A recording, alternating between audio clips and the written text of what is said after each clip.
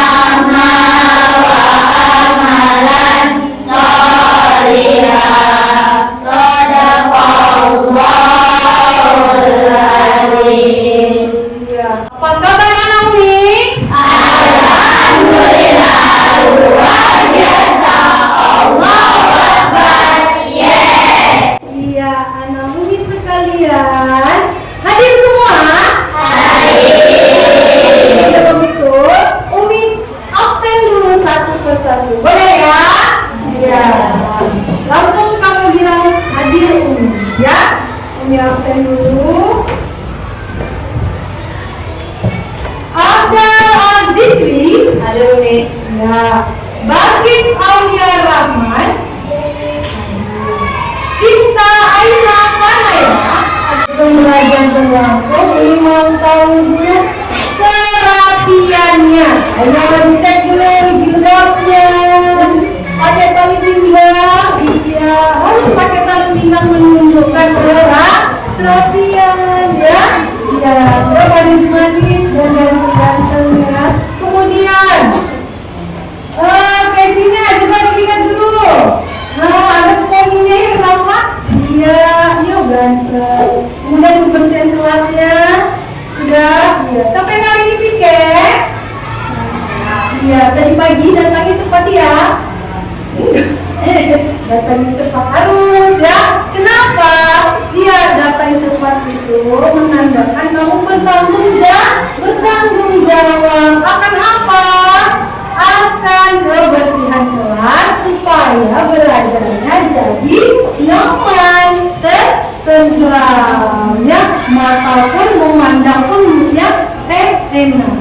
Baik, nah setelah ini Naomi kebersihan kelas untuk menambah semangat anak Umi, untuk menambah rasa patriotisme kita, ya, kita menyanyikan Garuda Pancasila. Boleh? Bisa? Yang semangat, ya. Nah, ayo kita nyanyikan Pancasila dulu. Saya, nah Umi minta supaya semangat berdiri semua. Coba berdiri. Ayo semangat. Ya, kita mau belajar, harus semangat. Dengarkan musiknya.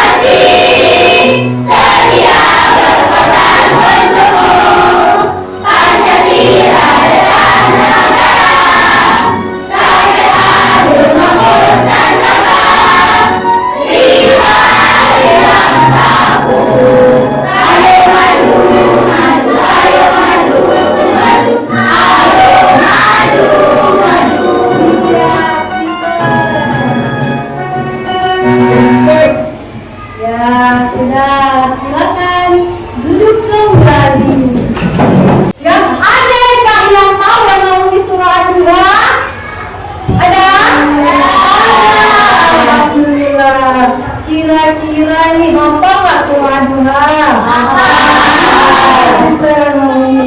Nah, setelah ini ya materi sudah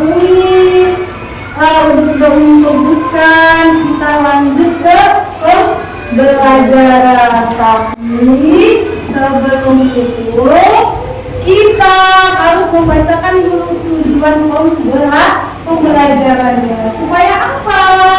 Supaya anak Umi setelah belajar, setelah mengetahui isi dari materi kita, ada beberapa tujuan-tujuan yang harus anak Umi dapatkan. Apa itu Umi?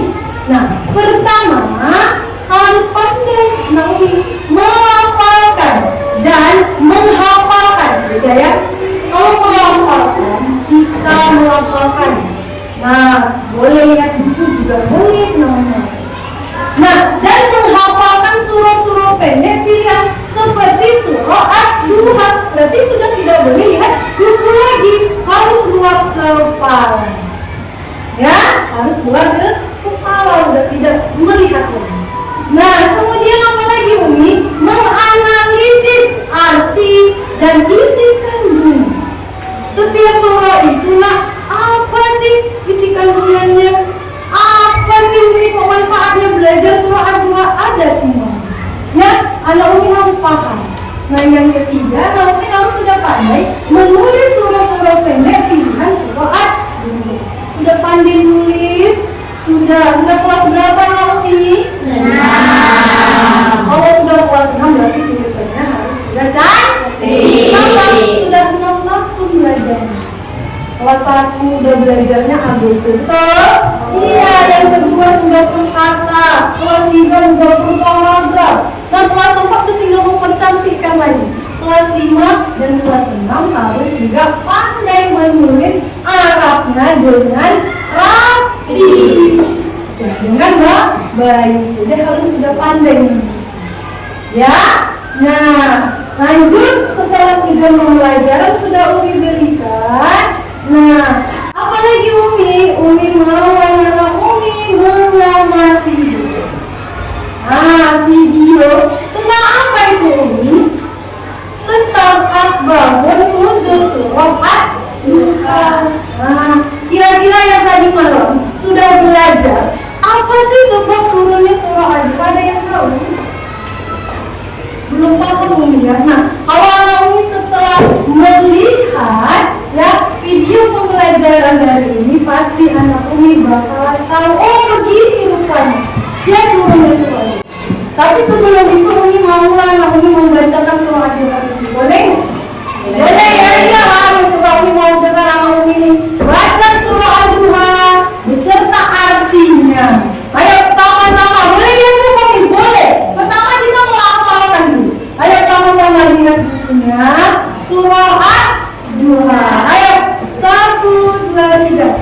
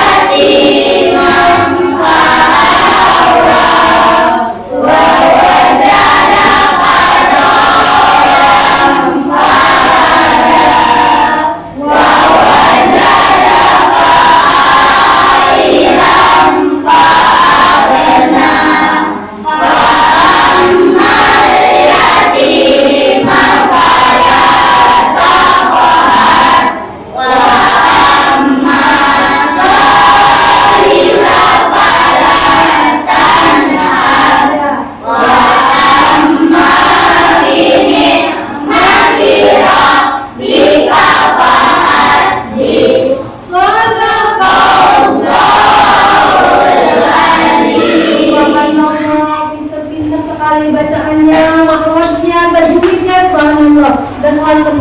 Habis setelah lulus dari kelas 6 ini, anak Umi mulai buka MTS atau SMP nantinya. Nggak malu-malu dan nggak malu-maluin ya. Kenapa? Karena sudah pandai bacanya. Ya, nah Umi mau tahu artinya. Umi minta satu orang. Ada sih ya.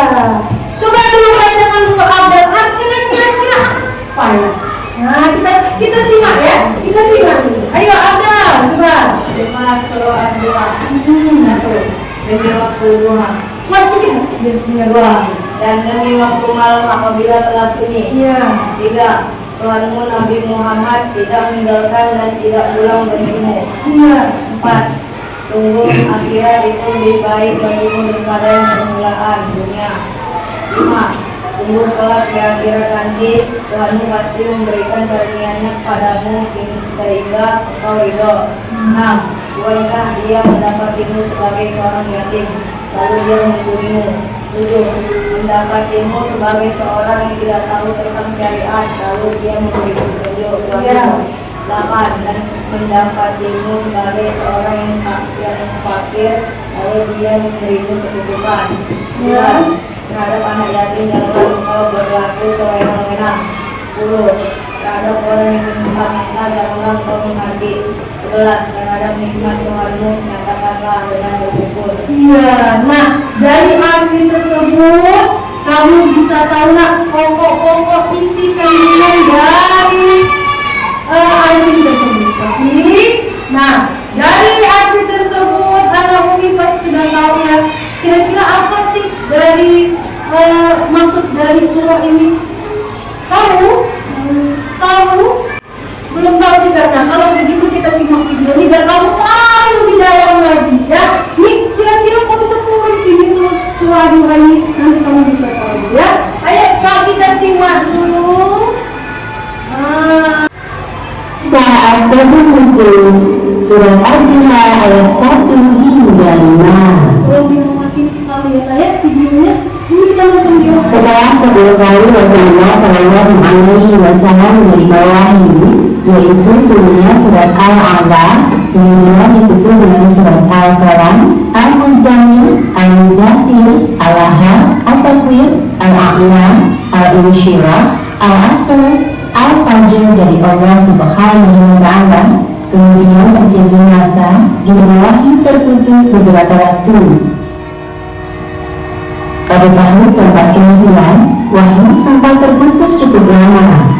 Masa kekosongan wahyu ini dikenal dengan istilah Fatratul Wahyi. Nabi Muhammad SAW merasa gelisah karena hal tersebut. Beberapa kali beliau pergi ke Gua Hira, namun belum nampak tanda-tanda turunnya wahyu dari Allah Subhanahu wa Ta'ala. Meski demikian, Rasulullah SAW tak lantas putus asa. Beliau terus datang ke Gua Hira selama beberapa kali. Beliau menghubungkan kedekatan dengan Allah Subhanahu wa Ta'ala lewat wahyu yang diturunkannya melalui perantara malaikat Jibril. Bahkan Nabi Muhammad SAW sempat jatuh sakit sehingga tidak bisa melaksanakan sholat malam selama 1 atau 2 malam karena memikirkan hal ini. Dan hati beliau gelisah mengapa wahyu tidak lagi turun. Khadijah, istri Rasulullah, selalu setia menemani dan menenangkan Nabi Rasul. Khadijah meyakinkan bahwa Allah tidak akan meninggalkan Nabi Muhammad SAW dan selalu memberi semangat agar tidak putus asa dalam menunggu wahyu selanjutnya. Kaum kafir Quraisy yang memperhatikan bahwa Rasulullah SAW sedang dilanda kegelisahan merasa kegirangan.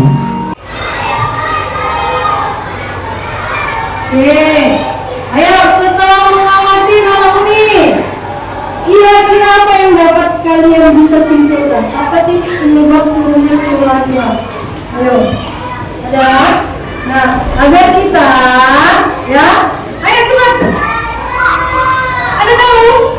Setelah menonton, ya setelah melihat video pembelajaran tadi sebab turunnya, karena apa tadi? Nabi dalam suasana sedang gelisah, kemudian bingung. Kenapa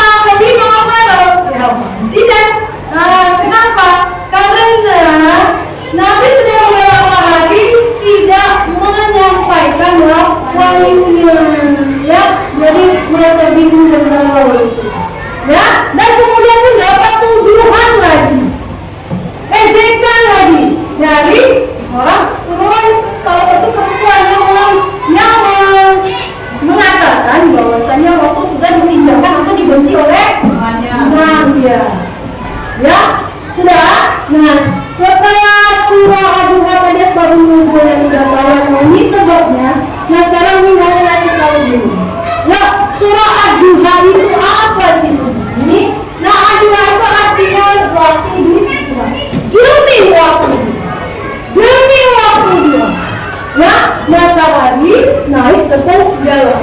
Ya, Allah itu telah berjanji demi waktu ini. Wahai Muhammad, jangan bersedih. Ya, dan kemudian urutannya ke belakang surah Ad-Duha, urutan yang ke-93. Kemudian ada berapa ayat Anawi? 11 ayat. Diturunkan setelah surah Al-Fatihah. Satu lagi tergolong surah Makkiyah. Siapa yang tahu kenapa dikatakan tergolong surah Makkiyah? Iya, dari mana? Karena surahnya adalah 2 adalah kita harus bersyukur atas nikmat yang Allah berikan. Siapa yang tahu cara bersyukurnya bagaimana? Apa? Ayo, cara kita bersyukur pada Allah bagaimana? Jujur, tahu? Kenapa? Berdoa, apa lagi? Ini caranya. Berzikir, lagi? Dia mengerjakan perintah Allah dan meninggalkan larangannya. Satu lagi, pada saat kamu sholat, kamu tidak boleh langsung pergi. Siap sholat, assalamualaikum warahmatullahi wabarakatuh. Assalamualaikum warahmatullahi wabarakatuh. Langsung berdoa. Bilang terima kasih sama Allah. Karena makanan kamu sudah diberi nikmat sehat, panjang umur. Untuk lebih semangat ya, lebih semangat. Ayo kita ice breaking dulu. Tepuk aturan boleh? Boleh ya? Tepuk aturan. Siapa yang bisa ya? Umi aja lah kalau gitu. Tepuk aturan. Soalnya yuk kuat semangat ya, semangat tanyanya kalian itu mau mengerjakan tugas supaya bisa lagi. Siap ya? 1, 2, 3. Tepuk aturan.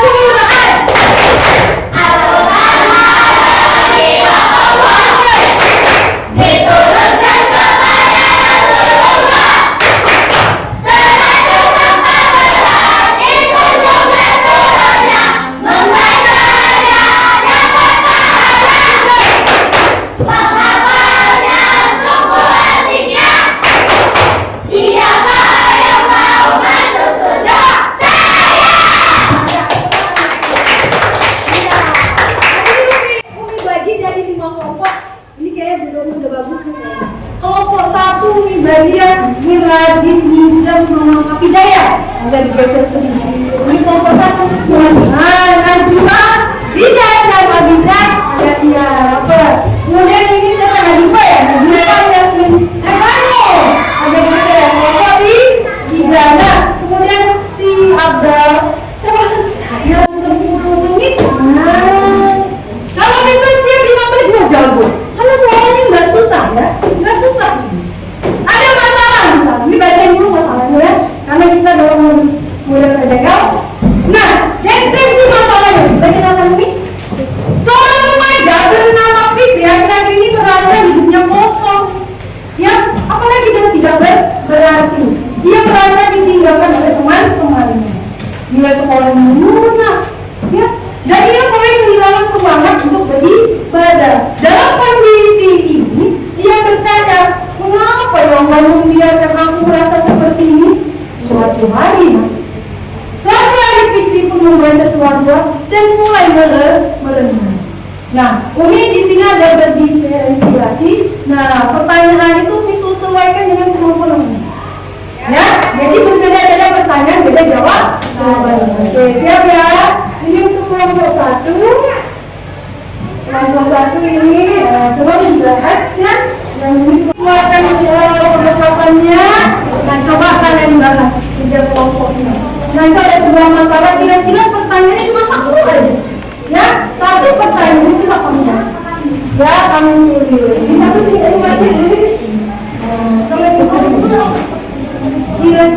ya? 20 pertanyaannya. Ini bisa dibahas? Iya, kamu tulis lah. Ini kelompok apa sih? Kelompok? Iya. Ini sama. Dari sini ya. Dari sini. Oke?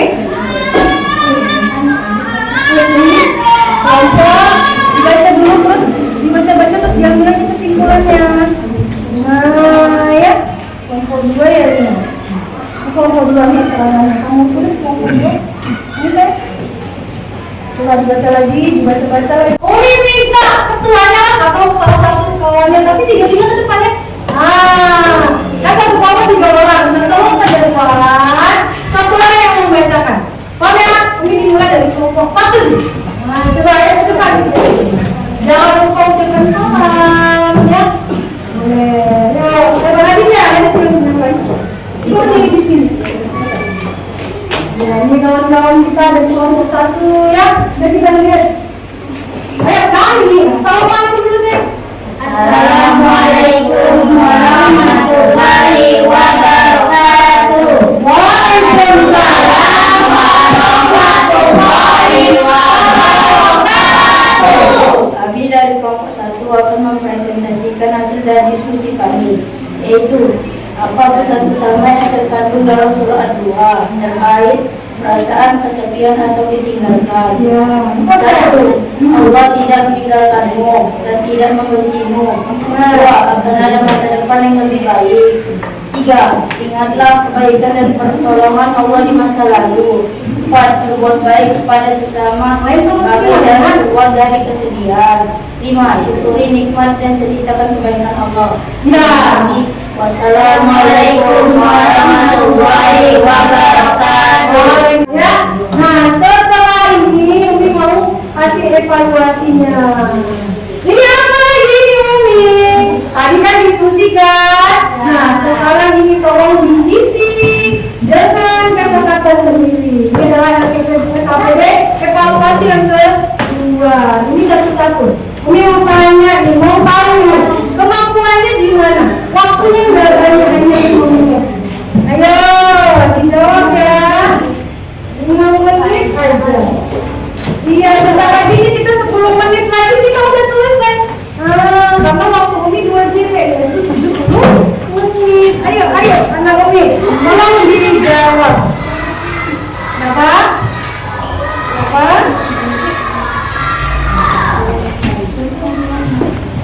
Nah, isi ya. Nah, ini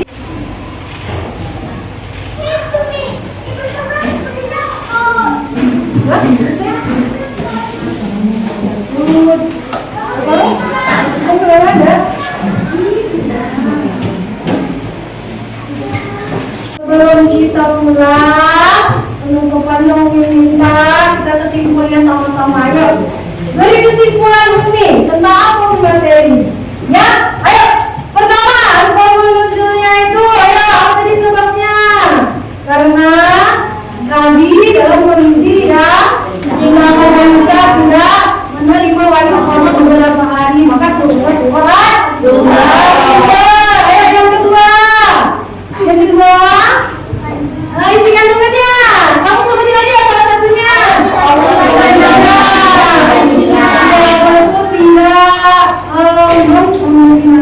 Kemudian kita perintah untuk berbuat baik kepada anak yatim. Benar lagi. Atau pakai nih. Bismillah. Kemudian 3 nikmat yang Allah berikan sama Nabi itu apa? Mendapat perlindungan. Kemudian apa lagi? Mendapat petunjuk saat tidak berguna pada lingkungan. Kemudian berikan kecukupan. Kemudian yang terakhir apa sih pesan moralnya? Hikmahnya agar kita tidak boleh putus asa. Kita harus berprasangka baik sama Allah, bahwa di balik kesulitan itu ada kemudahan. Apalagi perintah kita harus banyak-banyak bersyukur dengan mengerjakan perintah Allah dan meninggalkan larangannya. Sampai di sini Naomi, apakah ada pertanyaan yang kurang jelas? Sebelum kita tutup materi dari ini.